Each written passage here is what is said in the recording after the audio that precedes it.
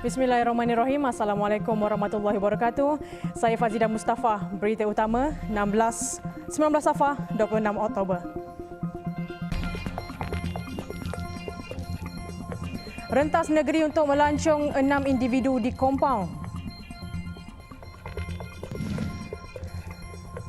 Juga pengusaha bas ekspres ambil masa 5 tahun untuk pulih.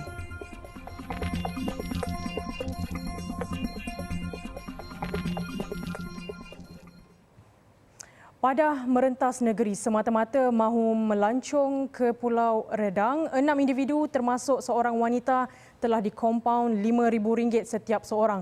Kesemua mereka yang berasal dari Kuala Lumpur, Selangor, Pulau Pinang dan Melaka ditahan menerusi operasi bersepadu Pematuhan Pelan Pemulihan Negara PPN Fasa 3 dalam sektor pelancongan pada Jumaat dan Sabtu lepas. Ketua Polis Terengganu Datuk Rohaimi Mat Isa berkata kesemua mereka yang berusia 32 hingga 47 tahun itu merentas negeri bagi tujuan melancong ke Pulau Redang, sedangkan aktiviti pelancongan bagi PPN Fasa 3 hanya dibenarkan untuk pelancong dalam negeri yang sama sahaja. Beliau berkata operasi ini akan diteruskan dari masa ke semasa bagi memastikan tiada sebarang pelanggaran SOP berlaku bagi mengelakkan penularan serta peningkatan kes COVID-19 di negeri itu. Rohaimi berkata tindakan keras juga akan dikenakan terhadap mana-mana pengusaha resort yang mengabaikan SOP yang ditetapkan. Ia termasuklah tindakan membenarkan pelancong daripada negeri luar Terengganu menginap dengan tujuan melancong atau lalai daripada memastikan penginap premis mereka lengkap menerima vaksin COVID-19. Kebenaran rentas negeri yang akan diumumkan selepas 90% populasi dewasa lengkap divaksin memberi sinar buat pengusaha-pengusaha bas ekspres untuk bangkit semula selepas melalui situasi getir sepanjang 2 tahun berdepan dengan pandemik COVID-19. Pengusaha bas terbabit menjangkakan pendapatan syarikat akan stabil dan pulih sepenuhnya hanya selepas 2 hingga 5 tahun beroperasi, itu pun jika tiada lagi sekatan pergerakan dikuatkuasakan. Presiden Persatuan Pengusaha Bas Ekspres Melayu Semenanjung Malaysia Pembawa Muhammad Khairudin Saleh berkata pihaknya bersedia untuk menerima penumpang sekiranya rentas negeri diberikan dalam tempoh terdekat. Alhamdulillah, kami bersyukur rahmat kalau kerajaan membenarkan kami beroperasi semula, dan dari segi persediaan untuk membawa penumpang kami memang dah bersedia, dah lama dah bersedia. Bas-bas kami akan baik pulih semula, akan dari peringkat ke peringkat kami dapat menampung kapasiti yang sedia ada, insya-Allah. Pengusaha bas ekspres sebelum ini mengalami kerugian sekitar 95% dan hampir gulung tikar kerana tidak dapat beroperasi sepenuhnya ekoran larangan merentas negeri termasuklah ketika hari perayaan. Meskipun kebenaran rentas negeri yang diberikan kelak mampu memberikan kelegaan kepada mereka, namun perjalanan mereka untuk bangkit semula masih panjang dan mencabar. Dan kita tidak dapat menjelaskan bil-bil bayaran-bayaran kepada pembekal-pembekal, dan kita terpaksa menanggung hutang yang masih lagi sekarang ini, beban hutang yang masih belum dapat dijelaskan sehingga kini, yang mencecah sampai ke jutaan ringgit. Sekurang-kurangnya 5 tahun, kerana sepanjang 2 tahun pandemik ini kita kehilangan 95% pendapatan. Bahkan jika dibenarkan untuk beroperasi dalam masa terdekat, pastinya mereka memerlukan modal untuk kos-kos penyelenggaraan dan insurans. Mereka berharap bantuan kepada pengusaha bas dapat dipertimbangkan selain meneruskan bantuan kemudahan moratorium sehingga syarikat stabil sepenuhnya. Sarawak akan menjadi negeri pertama diberi dos penggalak bermula bulan depan. Menteri Kesihatan Khairi Jamaluddin menjelaskan dos penggalak ini hanya akan diberikan kepada warga emas berusia 60 tahun ke atas dan individu yang memiliki penyakit komorbid serius. Kita hanya kita hanya menggalakkan supaya mereka yang berisiko tinggi sahaja buat masa ini diberikan dos penggalak. Kalau kita tengok di negara lain juga, ini adalah amalannya. Dia hanya bagi kepada yang warga emas yang berusia dan juga mereka yang mempunyai komorbiditi yang serius. Untuk general population, saya rasa tak banyak ataupun tidak ada negara yang telah pun meluluskan untuk digunakan untuk semua. Malah Amerika Syarikat pun FDA keluarkan hanya untuk 65 ke atas. Jadi kita akan keluarkan garis panduan klinikal berdasarkan kepada nasihat daripada pakar kita nanti. Sementara itu, beliau berkata pihaknya masih dalam proses penyediaan garis panduan klinikal yang merangkumi penelitian berhubung jenis vaksin. Sama ada penerima akan diberi vaksin sama dengan 2 dos terdahulu atau menggunakan vaksin jenis lain yang sesuai. Beliau berkata demikian pada sidang media selepas mesyuarat khas program imunisasi COVID-19 kebangsaan PIK dan pengurusan pandemik bersama Jawatan Kuasa Pengurusan Bencana Negeri Sarawak di Wisma Bapa Malaysia Petrajaya. Sementara itu, Khairi Jamaluddin berkata Kementerian Kesihatan Malaysia akan mempercepatkan pembukaan Hospital Sri Aman sekaligus meningkatkan keperluan fasiliti kesihatan dan perubatan di Sarawak. Hospital Sri Aman baharu dijangka siap sepenuhnya pada Oktober ini dengan kos RM192 juta dan akan beroperasi sepenuhnya secara berperingkat. Orang ramai khususnya umat Islam diminta tidak bimbang dan memperbesarkan isu limpahan air berwarna merah yang berlaku di tanah perkuburan Islam Forest Heights di Senawang seperti yang tular baru-baru ini. Limpahan itu berlaku ekoran kawasan tersebut mempunyai aliran mata air selain kandungan tanahnya mempunyai batuan warna merah. Pagi tadi, Ahli Dewan Undangan Negeri Adun Paroi, Datuk Muhammad Taufik Abdul Ghani meninjau tapak perkuburan tersebut bersama Datuk Bandar Majlis Bandaraya Seremban MBS, Datuk Masri Razali dan pegawai-pegawai daripada Jabatan Mineral dan Geosains. Hasil penerangan dari Jabatan Mineral dan Geosains, kawasan tapak tanah perkuburan tersebut dahulunya adalah kawasan berpaya dan sering berlaku limpahan air terutama ketika waktu hujan. Situasi itu menyebabkan ada kubur yang ditenggelami air merah dan ada kalanya berlaku mendapan.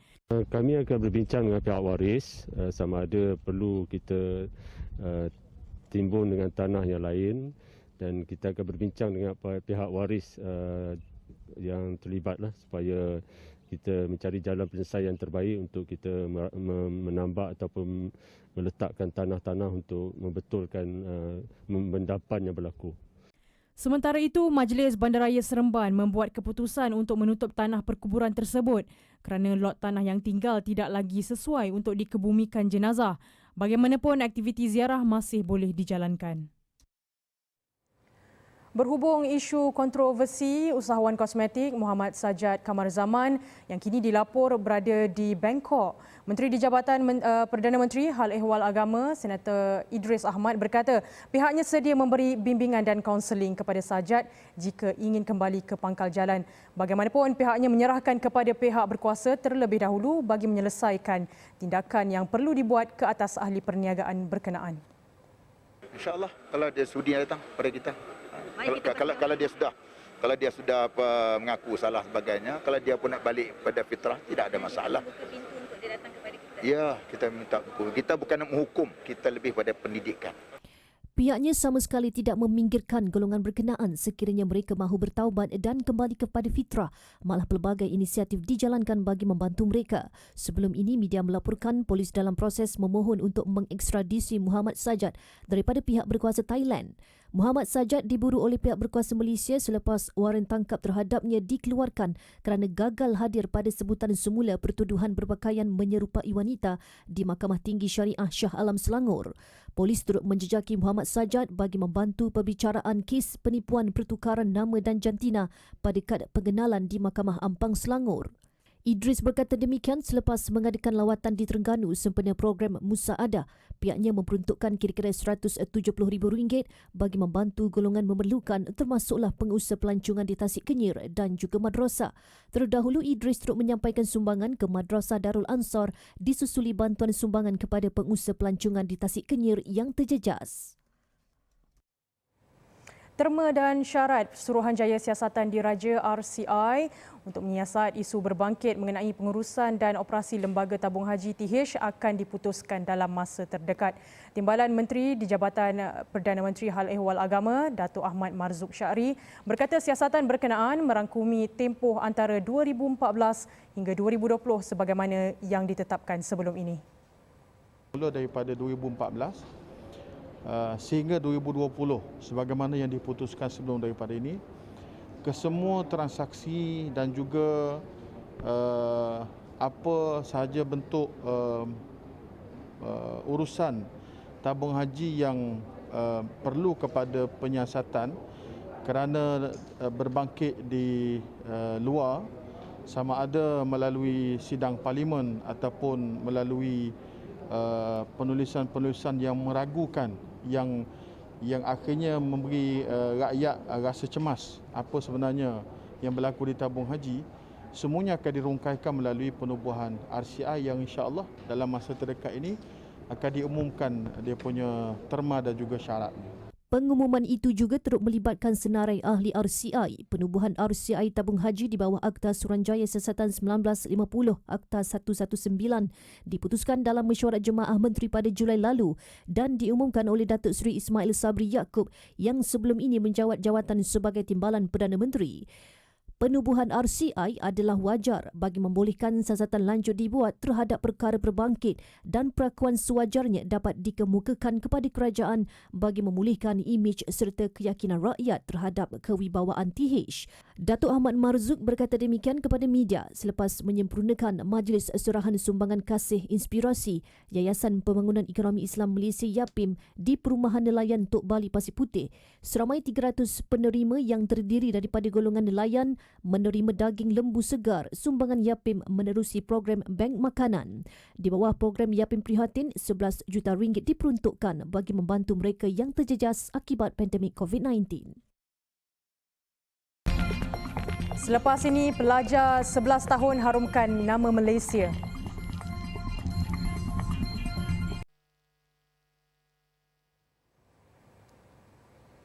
Alhamdulillah, bertemu kembali. Seorang buruh mengaku bersalah atas pertuduhan merompak beg tangan milik seorang wanita minggu lalu. Tertuduh Abdul Aziz Abdul Rahman, 29 tahun, membuat pengakuan itu selepas pertuduhan terhadapnya dibacakan di Mahkamah Session Kota Bahru. Mengikut pertuduhan, lelaki itu didakwa dengan sengaja merompak satu beg tangan milik seorang wanita berusia 30 tahun sehingga menyebabkan ketakutan kepada mangsa. Perbuatan itu dilakukan di persimpangan kedai Piah Kampung Binjai, Batu 11 Ketereh jam 5.45 pagi pada 19 September 2021. Tertuduh didakwa mengikut Seksyen 392 Kanun Keseksaan yang mana boleh dihukum di bawah seksyen atau akta yang sama dan jika sabit kesalahan boleh dihukum penjara sehingga 14 tahun dan denda atau sebat. Mahkamah menetapkan 28 Oktober depan sebagai tarikh sebutan semula kes. Media sebelum ini melaporkan cubaan lelaki untuk meragut wanita membawa padah apabila dia dilanggar suami mangsa di Kampung Binjai, Kota Bahru 5.45 pagi 19 September lalu. Dalam kejadian itu, mangsa turun dari bas ekspres dan dirompak ketika sedang menunggu suaminya. Kejayaan pelajar tahun 5 dari Sekolah Kebangsaan Perempuan Metodis Kuantan, Maria Muzamir yang meraih 3 emas dalam pertandingan inovasi dan reka cipta antarabangsa di Toronto, Kanada, satu kebanggaan kepada negara. Lebih menakjubkan apabila pencapaian itu disebut-sebut menerusi rancangan bual bicara popular di Amerika Syarikat. Klip rancangan bual bicara The Late Late Show yang dihostkan James Corden turut dimuatkan menerusi akaun Twitter rancangan terbabit. Hos rancangan itu menceritakan bagaimana kreatifnya Maria Muzamir menghasilkan makanan haiwan dari sisa kulit udang dan cengkerang siput laut yang digelar sebagai Yum 2.0. Pertandingan inovasi dan reka cipta itu antara yang terbesar di benua Amerika Utara. Mariam bukan sahaja mengenepikan 600 peserta lain dari 70 negara, tetapi beliau juga menjadi pemenang termuda dalam pertandingan tersebut. Kejayaan Mariam mendapat perhatian Perdana Menteri Datuk Seri Ismail Sabri yang mengucapkan tahniah dan syabas. Selain berdoa, Mariam terus menempa lebih banyak kejayaan pada masa hadapan. Turut berbangga dengan Mariam, Menteri di Jabatan Perdana Menteri, Senator Idris Ahmad. Jelasnya kejayaan itu memberi gambaran bahawa corak didikan yang baik dan perhatian yang penuh dari ibu bapa mampu membentuk dan mematangkan corak anak-anak di samping keberhasilan guru dalam mendidik. Taman Tema Keluarga dijangka dibuka selewat-lewatnya pada November ini selepas kadar vaksinasi dewasa mencapai 90%. Timbalan Menteri Pelancongan Datuk Seri Dr. Santara Kumar berkata keputusan tersebut bagaimanapun akan diumumkan selepas mendapat nasihat Majlis Keselamatan Negara MKN. Taman-taman tema ni dia more of control environment. Bergantung kepada di pantai tu dia not control environment. Kalau di pantai di Langkawi kita dah boleh buka dan juga air terjun kita dah boleh buka. Di mana di taman tema ni kita ada satu proses SOP di mana daripada awal tadi masuk dan juga sebagainya dengan kaki tangan, dengan staff dan juga sebagainya, dia sebenarnya lebih mudah berbanding dengan tempat-tempat yang terbuka. Kalau tempat terbuka itu sudah boleh dibolehkan dan dibuat. Tambah Datuk Seri Santara Kumar, prosedur operasi standard SOP di Taman Tema Keluarga juga lebih mudah dikawal kerana pelancong biasanya datang secara berkumpulan. Bagaimanapun, keputusan untuk membuka Taman Tema Keluarga juga perlu mengambil kira soal keselamatan pengunjung dan kaki tangan industri terlibat bagi mengelakkan penularan jangkitan baru. Dari pihak Kementerian Pelancongan, Seni dan Budaya (MOTAK), katanya mereka bersedia bekerjasama dengan kerajaan negeri dan pihak berkuasa tempatan (PBT) untuk membantu mempromosi mana-mana industri pelancongan. Datuk Seri Santara Kumar berkata demikian kepada media selepas lawatan kerja ke negeri Perak hari ini.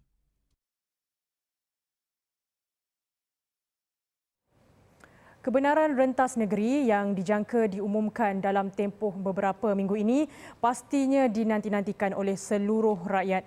Sebagai persediaan, Pakar Kesihatan Pekerjaan, Kecemasan dan Kesihatan Awam, Dr. Hanafiah Bashirun berharap agar masyarakat mempersiapkan diri dengan langkah berjaga-jaga dan pencegahan demi kebaikan bersama.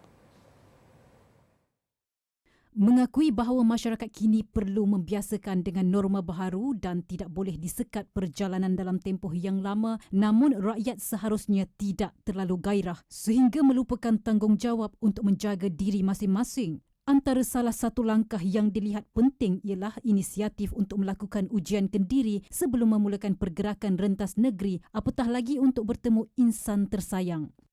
So macam mana cara terbaik sebelum pergi contohnya pulang ke kampung, berjumpa dengan ibu bapa di kampung ialah dengan melakukan ujian kendiri menggunakan sampel IVO untuk memastikan status kita sama ada kita ni positif ataupun bebas daripada COVID-19. Ini amat penting terutamanya pada sesiapa yang dah divaksinkan yang merasakan diri mereka sebenarnya bukan pembawa. Itu adalah satu fakta yang salah di mana walaupun telah divaksinkan kita juga tetap boleh jadi pembawa.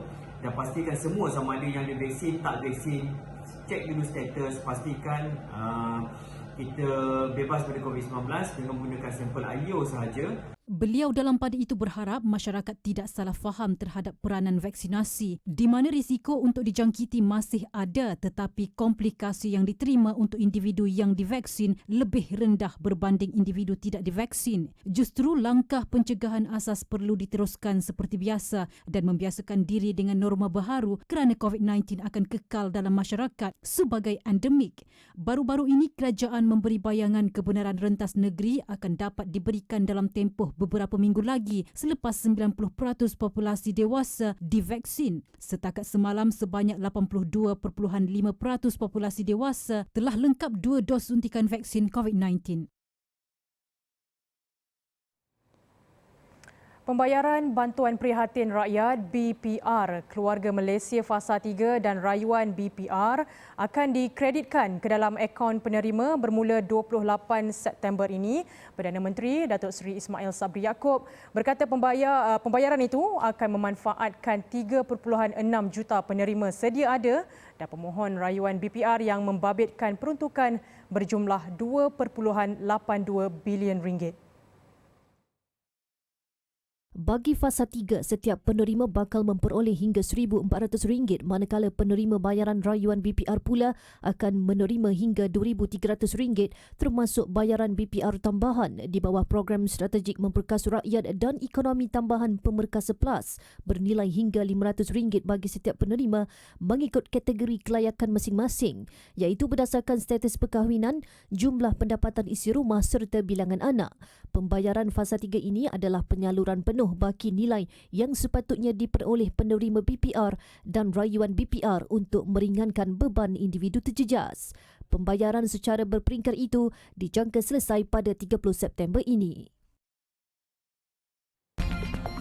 Selepas ini, pemandu lori kurang stesen minyak ketandusan bahan api.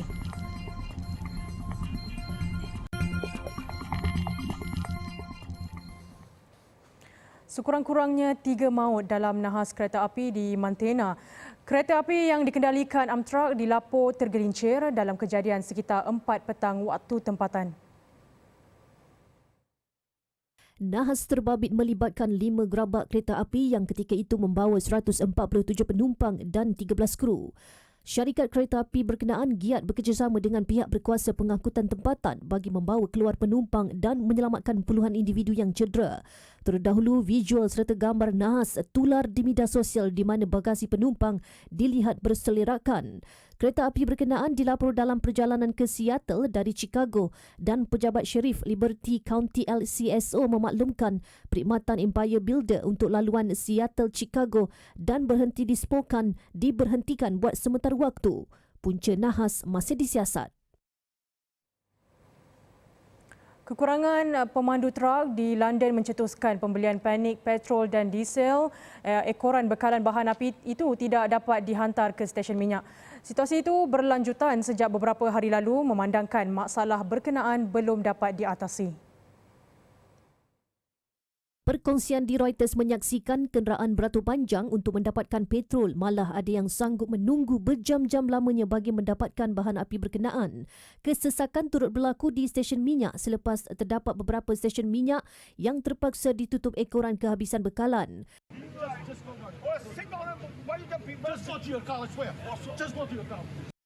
Situasi bertambah tegang apabila ada dalam kalangan pemilik kenderaan bertelagah antara satu sama lain berhubung giliran untuk mengisi minyak.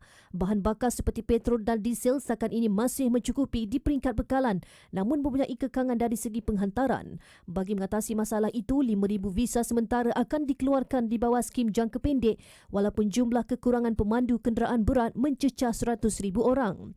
Perdana Menterinya Boris Johnson berdepan tekanan dan diminta segera bertindak selepas gabungan pandemik dan Brexit menyebabkan masalah kekurangan penghantaran bekalan bahan api dan peningkatan harga tenaga. Selain penghantaran bahan api, kekurangan pemandu lori turut menjejaskan penghantaran makanan dan barangan lain. Sekurang-kurangnya 4 pejuang Hamas terkorban dalam pertempuran di beberapa lokasi di tebing barat hari ini. Pertempuran itu tercetus apabila Israel berusaha menjalankan operasi untuk menceroboh sel Hamas. Kematian 4 rakyat Palestin itu disahkan Menteri Kesihatan Palestin di mana salah seorang dari mereka ditembak di Bukin dekat Jenin, manakala 3 orang lagi di Beit Anan dekat Baitul Maqdis. Serangan Israel terhadap sel Hamas itu kononnya untuk menghentikan rancangan keganasan yang digerakkan Hamas. Serangan yang berlaku awal pagi tadi antara pertempuran terburuk antara Israel dan Hamas dalam beberapa bulan kebelakangan ini selain pertempuran yang memuncak di sempadan Israel dan Gaza.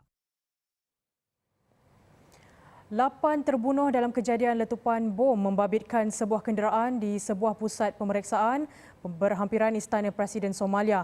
Kenderaan yang syarat dengan bahan letupan itu meletup ketika pengawal keselamatan cuba menghentikan kenderaan terbabit untuk pemeriksaan. Serangan itu berlaku 1 kilometer dari perkarangan Istana Presiden. Letupan bom turut menyebabkan 9 individu lain cedera. Pusat pemeriksaan itu adalah laluan yang diguna Presiden dan Perdana Menteri Somalia untuk perjalanan pergi dan balik dari lapangan terbang Mogadishu. Kejadian serangan bom sering berlaku di Mogadishu, dipercayai dilakukan kumpulan militan Al-Shabaab yang sudah beberapa kali mengaku bertanggungjawab melakukan serangan seumpama itu di ibu negara tersebut. Laporan itu tadi mengakhiri berita Al-Hijrah malam ini. Nantikan 8.45 malam ini Globe Al-Hijrah bersama penyampai Zaim Zamani. Saya Fazida Mustafa. Assalamualaikum warahmatullahi wabarakatuh dan selamat malam.